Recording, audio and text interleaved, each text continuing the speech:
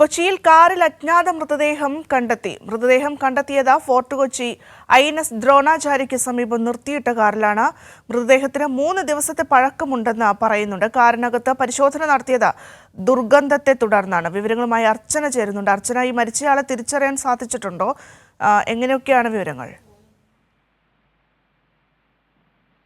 Fort കൊച്ചിയിലാണ് ഈ കാറിനകത്ത് മൃതദേഹം കണ്ടെത്തിയത്. കാറിനകത്ത് ദുർഗന്ധം മറന്നതിനെ തുടർന്ന് നാട്ടിലാണ് പരിശോധന നടത്തിയത്. തുടർന്നാണ് അജ്ഞാത മൃതദേഹം കണ്ടെത്തിയത്. INS ദ്രോണാചാര്യയ്ക്ക് സമീപം 4 ദിവസത്തോളമായി ഈ കാറ് നിർത്തിയിട്ടിട്ട് ഫോർട്ട് കൊച്ചി സ്വദേശിയുടേതാണ് കാറെന്നാണ് പോലീസ് വ്യക്തമാക്കുന്നത്.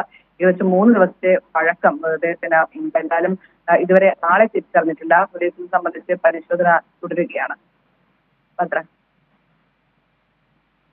ശരി.